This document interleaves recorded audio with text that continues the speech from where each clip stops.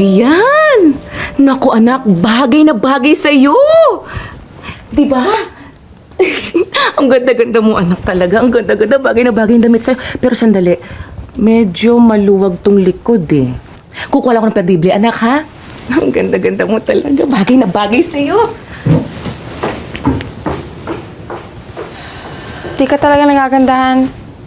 My God, Bes! Pag sinuot mo yan sa debut mo, mas lalo ka lang pagtatawanan ng mga mean girls. Eh, ba't mo kasi in-invite yung mga yun?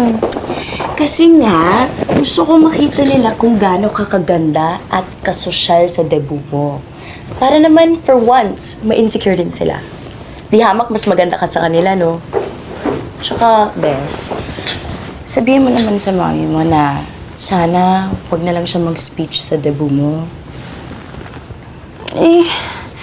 Paano ko sasabihin sa kanya na ayoko yung suot to, tsaka ayoko siya mag-speech sa debut ko? Paano ko sasabihin?